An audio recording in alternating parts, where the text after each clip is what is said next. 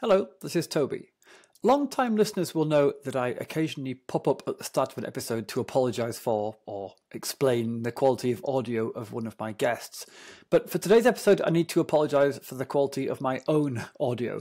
As you might be able to hear, it's not terrible by any means, but it was recorded in a less than ideal environment using a little headset microphone rather than my usual slightly more professional setup. And that's because I've just moved house. I actually edited this episode using a computer perched on top of an unplugged washing machine surrounded by boxes and wires. So if you can spot the difference between this audio quality and the way I usually sound, well, your ears are not deceiving you, but normal service will resume next time when I've unpacked some more boxes, I hope.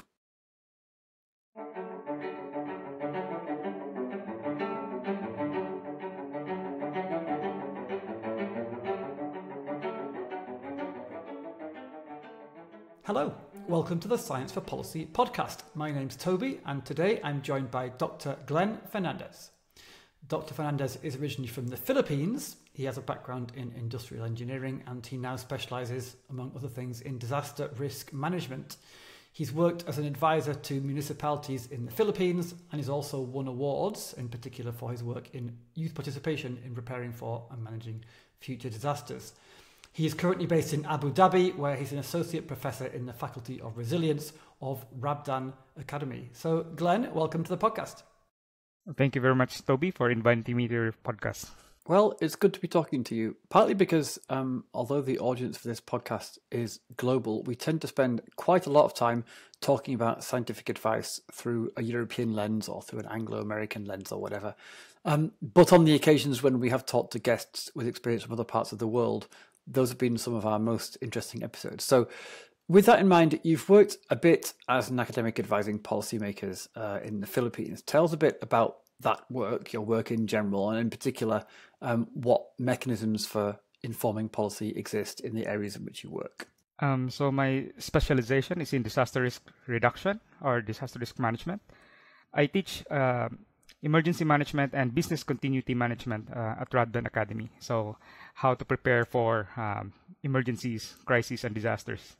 In the Philippines, so whenever I have free time, I work with local governments and civil society organizations, how to help local communities prepare for disasters.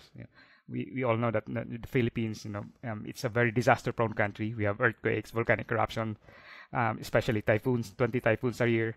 So it's really essential for local governments to have this capacity to prepare for disasters. Yeah. And how does it work? How do they get that advice? I mean, you say you've advised them, but in what kind of framework? So in the Philippines, we have a well-defined science advisory mechanism at the national level. So the president gets advice from the National Academy of Science and Technology. So it's modeled after the US system. But at the local level, science advice is mainly informal and most of the time unsolicited. In my case, I approach cities. Like if I have an idea of a project, I approach them. If they are receptive, then we talk more about the details of the project.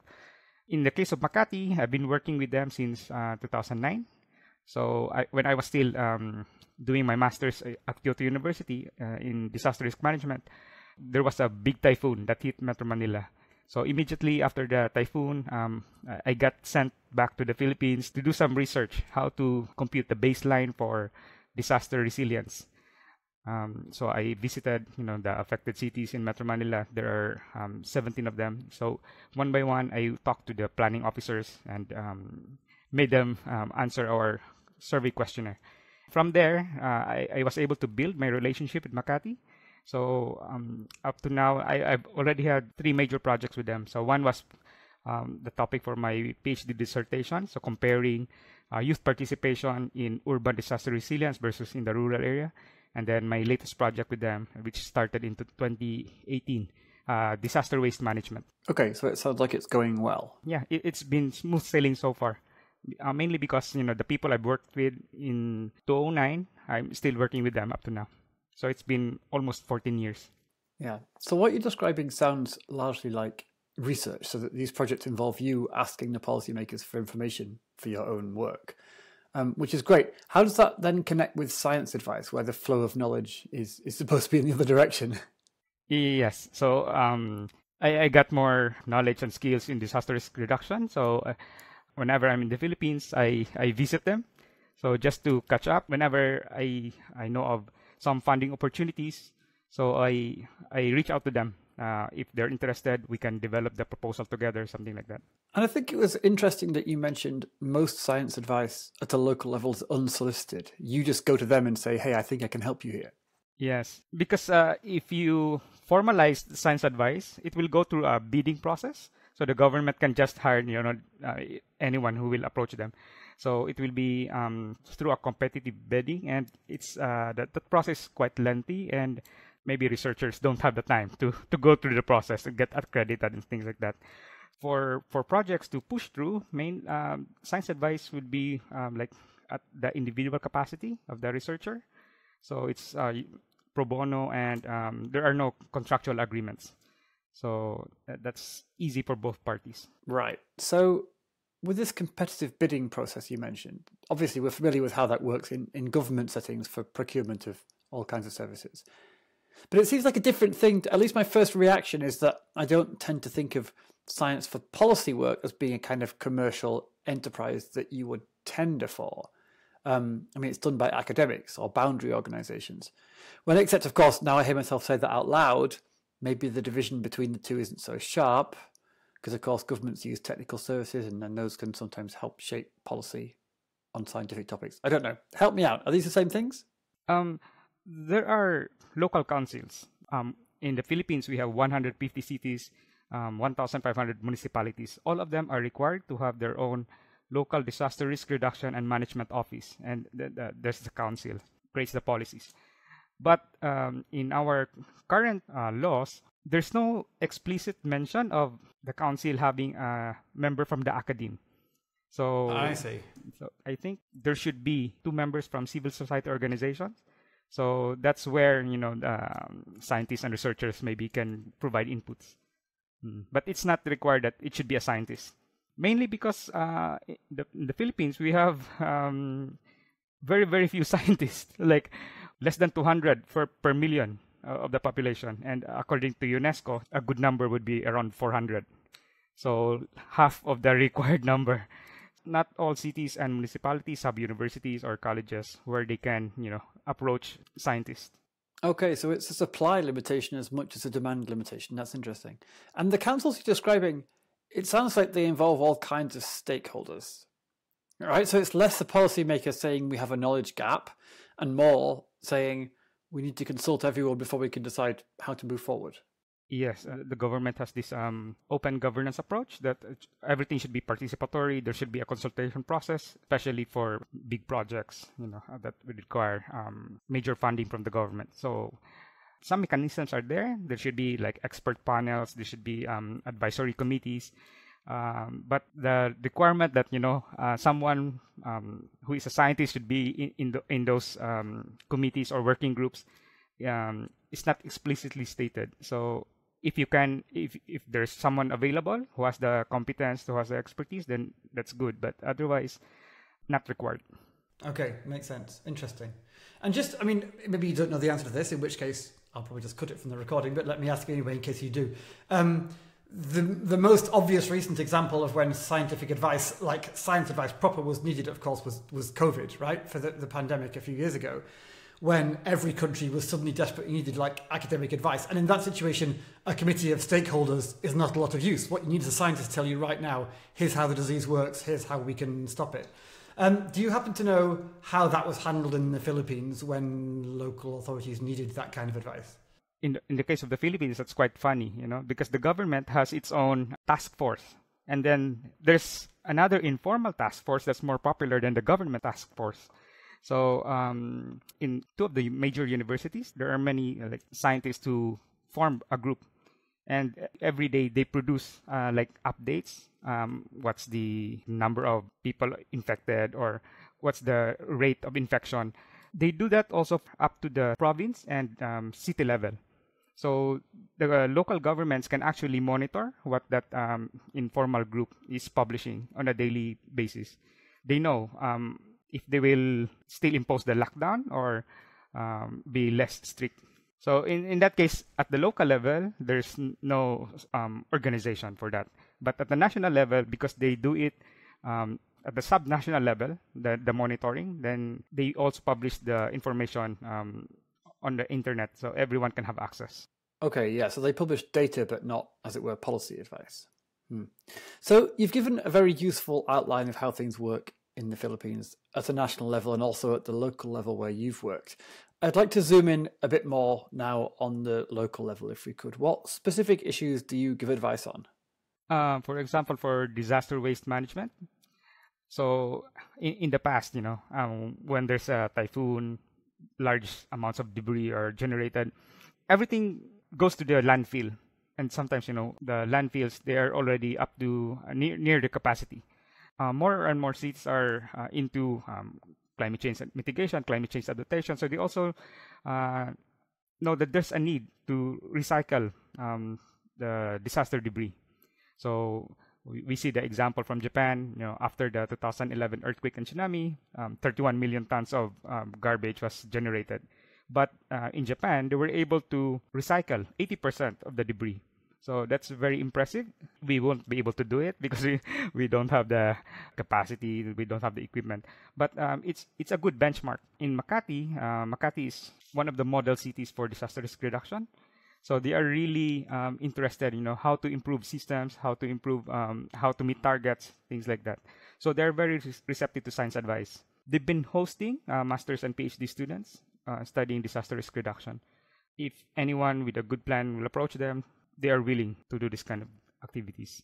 And which people are these? Who do you interact with? Is it like the political leadership, the mayor's office, or is it individual civil servants, or what? In the case of Makati, because it's a large city, I only interact with the people in the environmental services department or urban planning and with the disaster risk management office. I interact only with the advisor to the mayor on disaster and environmental issues, but I only see the mayor if there's a program, where she has to give an opening remarks or welcome remarks. So I don't interact with the mayor herself.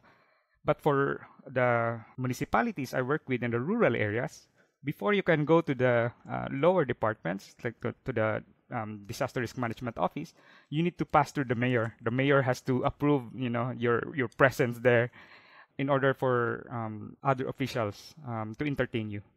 So there's really a stark difference between the urban cities and the rural municipalities, how they handle science advice and how they, interact with people who are providing the advice. Mm-hmm. I know one role that science advisors often talk about, as well as, or even instead of actually answering the scientific questions themselves, is being this broker. So the science advisor may not know the answer, may not even be an expert on the topic that's being discussed. But the idea is that they're at least able to connect the policymaker with someone who is an expert or who does know the answer, or kind of distill sources from multiple experts. Do you also provide that kind of service? So I really see my role as an intermediary. I facilitate networking between Makati and other experts in disaster risk management. For example, I've connected Makati with experts in Nepal, in Sweden, and in Japan. They are more qualified, in providing, technical assistance. So, I've met many experts in conferences. I know who to approach. So really just connecting Makati when I don't know the answers. Yeah. And on that note, do you have any training in scientific advice yourself, like formally, or have you just learned it on the job? No training in science advice. I got training in science diplomacy from TUAS, which is based in Italy. Then that was when I realized, when you are involved in science diplomacy, you should also know how to give science advice, because you are talking to officials in the Department of Foreign Affairs, or you need to collaborate with people in other countries to tackle maybe a regional challenge. When I started working in science diplomacy, that's when I was exposed to science advice also, and I learned about INSA. Right. So INSA being the International Network of Government Science Advice or Advisors, I always forget which. I think that's how we originally made contact, because you got an award from them, right? So I have this friend. He won, I think, a research award from INSA. So I was reading his paper and I realized, oh, what he's proposing is actually what I'm already doing. So the next year they had another round of these awards for science advice promotion. So I applied and I was lucky enough to get selected among the, I think they gave awards to 10 people across Asia. Mm-hmm. I also want to ask you about some of the challenges that you encounter. Because it doesn't sound like there's a very formal structure for science input, but it does sound like nonetheless your input is very welcome. You know, the people you work with know that they need you and understand the value you bring, especially good value since it's free. I wonder how widespread you think that feeling is in the Philippines in general. Do you think there is a good understanding or appreciation of the role that scientific evidence can play in policymaking? In the case of disaster risk management, yes, all the mayors know that they need science advice, but most of them don't know how to access science advice, like who to approach, where to go for science advice, and what would be the engagement like whether they would pay or if it's for free, and for how long. It's not very straightforward. Like the government doesn't have these guidelines, for how to engage with scientists for their local chief executives. And one challenge for me, sometimes the mayors change. In the Philippines, we have very frequent elections, like every 3 years. But of course, when mayors change, the priorities change. So, for example, if one mayor, she would be interested in nature-based solutions and how to protect coastal areas. But the next mayor, his priority might be poverty alleviation or improving the health system, things like that. So you get set aside, you look for a new opening, how to engage with the new mayor.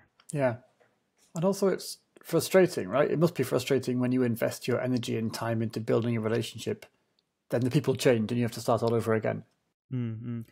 I really love working with Makati because the people I work with are also licensed environmental planners. So we are in the same professional organization. So it's very easy to communicate with them because we know the language, we know the terminologies. Yeah, connecting with them was quite fast compared to if I work with a municipality in Mindanao in southern Philippines.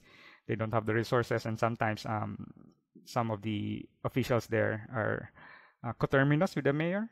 So they don't really have the skills actually required for their position. They were just appointed. So these kind of things hinder some aspects of the projects. The implementation is very slow, or sometimes they don't get back to you. Because maybe they're embarrassed that you would find out that they are not really competent for the position they're occupying. So but I mean, how do you respond to that? Because I don't think that's at all an uncommon situation to find yourself in as an expert advisor. At first, I'd be disappointed, but because I only approach cities if I have a good idea for a project. But if they're not interested, then I said, oh, maybe next time, or I'll find somewhere else. Some other cities would want to work with me. Yeah, fair enough.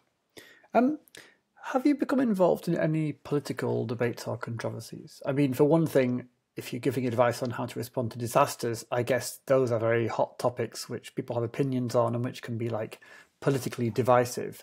How is it for you as an expert kind of wading into that political debate? Because I'm based abroad, so I'm shielded from this kind of controversies. And I don't post anything on social media that might be interpreted as something politically sensitive. So I'm very careful to be very neutral. For example, there's a city in Mindanao in southern Philippines. Despite several changes in the administration, I've still been able to work with them because I stay away from the politics. I don't go there when it's election time.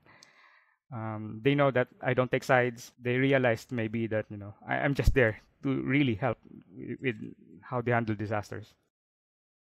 While I have you, Glenn, I'd like to ask something a little bit more general. I know a lot of the audience of this podcast are early and mid-career researchers who perhaps would like to get involved in helping to influence policy, but haven't got much experience of doing that. I wonder if you have any tips from your experience, I mean, either from your part of the world or just more generally, about how an early career researcher might get involved in this area of work.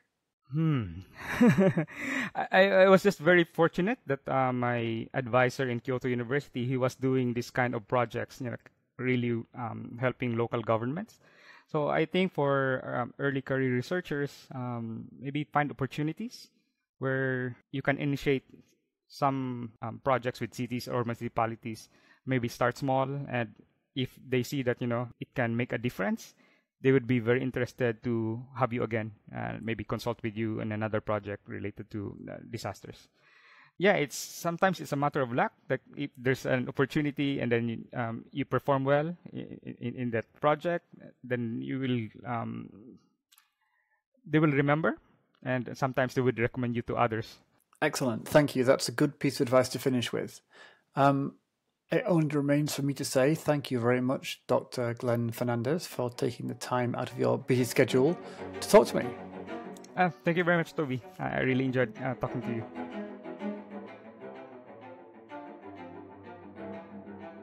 The Science for Policy podcast is created by the Scientific Advice Mechanism to the European Commission.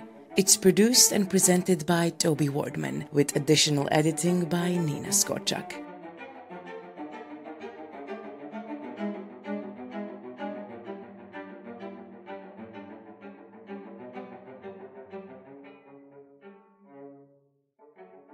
The Scientific Advice Mechanism provides evidence-based expertise and policy recommendations to inform policymaking in the European Commission. This podcast is funded by the EU via the SAPEA Consortium. Our theme music is composed by Carlo Alfredo Piatti and performed by Elisaveta Shushenko.